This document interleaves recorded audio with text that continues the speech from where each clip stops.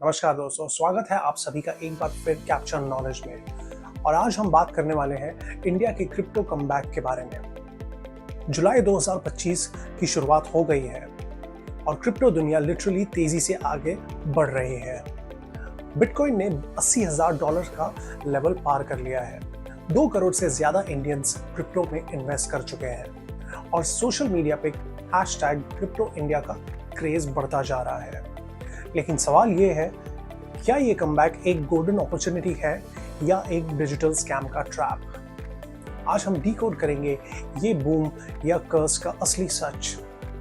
कैसे कुछ लोग लाखों कमा रहे हैं, कैसे करोड़ों की स्कैम्स हो रही हैं और कैसे आरबीआई और एक्सचेंज जैसे बाइनेंस और वजीर एक्स इन्वेस्टर्स को एक तरीके से अकेला छोड़ रहे हैं। तो अगर आप भी क्रिप्टो में इंटरेस्टेड हैं या फ्यूचर में सोच रहे हैं तो इस वीडियो को पूरा देखिए, क्योंकि ये आपके लिए एक गेम चेंजर हो सकता है। चलिए अब जानते हैं कि इंडिया का क्रिप्टो बूम सच में कितना बड़ा है। दोस्तों, इंडिया का क्रिप्टो मार्केट लिटरली एक्सप्लोड कर रहा है। 2024 तक लगभग 2 करोड़ इंडियंस यानी तकरीबन 5% पॉपुलेशन ने क्रिप्टो खरीदना शुरू कर दिया है और 2025 में ये नंबर और भी तेजी से बढ़ रहा है। आखिर ऐसा क्यों? क्योंकि गवर्नमेंट ने रेगुलेशंस थोड़ा सा लूज किया है और आरबीआई ने भी अपना 2018 का बैन 2020 में हटा दिया है। ऊपर से जुलाई 2025 में 30% क्रिप्टो टैक्स में भी थोड़ी सॉफ्टनिंग आई है। इससे ट्रेडिंग और बढ़ गई है वजीर एक्स, CoinDCX जैसे प्लेटफॉर्म्स पे। बिटकॉइन का प्राइस $80,000 से ऊपर जा चुका है और इथेरियम के डेफी प्लेटफॉर्म्स लोगों को 10 से 20% तक रिटर्न का प्रॉमिस कर रहे हैं। नौजवानों में क्रिप्टो का फैशन बन गया है। सोशल मीडिया पे हैशटैग क्रिप्टो इंडिया की 25,000 से ज्यादा पोस्ट आ चुके हैं। लोग अपनी लग्जरी लाइफस्टाइल दिखाते हैं, कुछ स्कैम्स के अगेंस्ट भी वार्न करते हैं।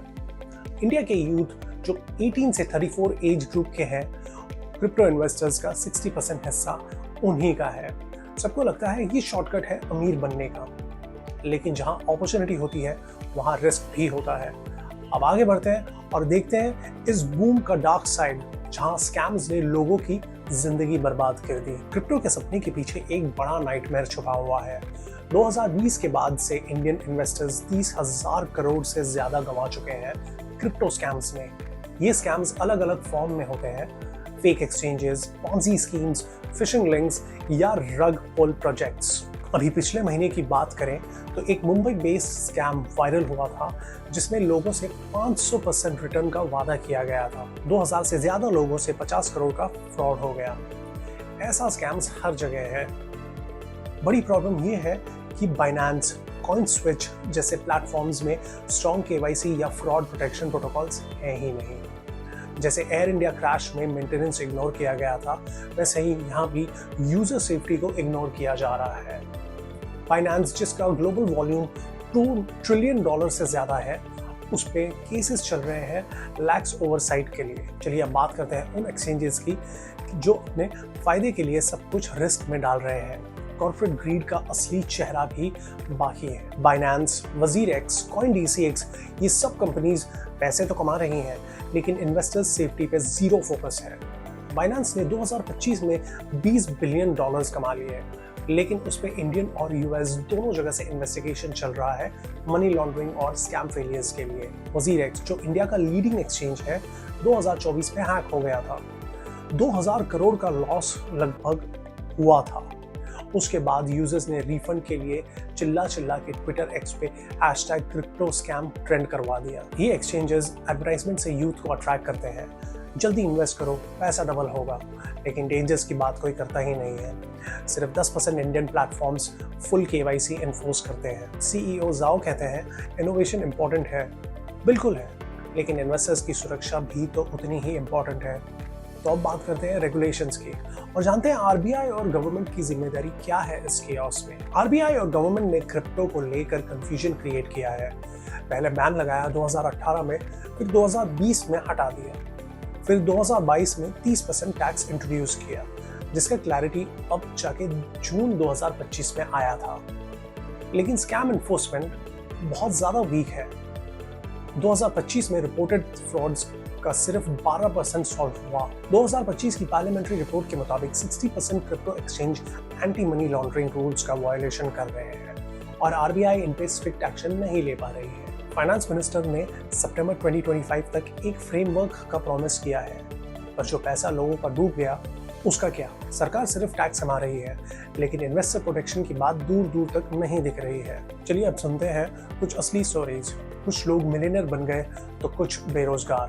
क्रिप्टो इन्वेस्टर्स की असली कहानियां अब आपके सामने। दोस्तों, क्रिप्टो ने कुछ लोगों की जिंदगी बदल दी और कुछ लोगों की जिंदगी बर्बाद कर दी। जैसे बेंगलुरु के 22 साल के अर्जुन पटेल ने 1 लाख का इथेरियम के थ्रू 10 लाख बना लिया।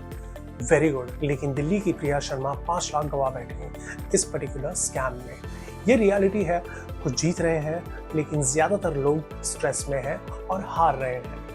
2025 के सर्वे में 70% इन्वेस्टर्स ने बोला कि क्रिप्टो ने उन्हें मेंटली एग्जॉस्ट कर दिया है। एक्सचेंजेस एडवर्टाइजमेंट के जरिए फोमो क्रिएट करते हैं, यानी कि फियर ऑफ मिसिंग आउट, लेकिन नॉलेज नहीं देते। सोशल मीडिया पे हैशटैग बिटकॉइन बूम वायरल है, लेकिन 2025 में 30% इन्वेस्टर्स ने पैसा गंवा दिया।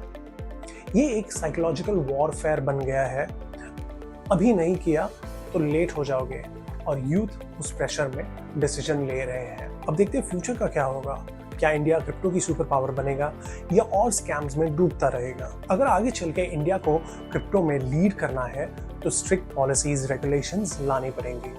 हर प्लेटफॉर्म पे केवाईसी कंपलसरी होना चाहिए। लेवरेज ट्रेडिंग को लिमिट करो और इन्वेस्टर्स एजुकेशन पे पैसा लगाओ। सिंगापुर ने ब्लॉकचेन ट्रांसपेरेंसी मॉडल अडॉप्ट किया था 2024 में, जिससे स्कैम्स 40% तक कम हो गए। इन्वेस्टर्स को डाइवर्सिफाई करना होगा और शेडी एप्स से बचना होगा। आरबीआई अगर सीरियस हो जाए तो 2026 तक इंडिया ग्लोबल डिफाई लीडर बन सकता है, और आप भी इस चेंज का हिस्सा बन सकते हैं। स्टोरी शेयर कीजिए, आवाज उठाइए। Let's build a safer, smarter and crypto India. दोस्तों, क्रिप्टो का कमबैक 2025 में पावरफुल है, लेकिन डेंजरस भी। एक्सचेंजेस जैसे बाइनेंस और वजीर एक्स अपने प्रॉफिट्स में फोकस कर रहे हैं। आरबीआई का रिस्पॉन्स वीक है और इन्वेस्टर पीछे छूटते जा रहे हैं। 30,000 करोड़ का स्कैम लॉस हो चुका है। ये सिर्फ एक फिगर नहीं है दोस्तों, ये लोगों के सपने हैं जो टूट गए। तो आप बताइए, जिम्मेदारी किसकी है? एक्सचेंजेस की, आरबीआई की, या इन दोनों की? कमेंट में अपने ओपिनियन जरूर दीजिए। इस वीडियो को शेयर करके और लोगों को जागरूक बनाइए, और सब्सक्राइब करके हमारी इस डिजिटल अवेयरनेस की जर्नी का हिस्सा बनिए। क्रिप्टो बूम या बस्ट, फैसला आपका है। मिलते हैं अगले वीडियो में। धन्यवाद।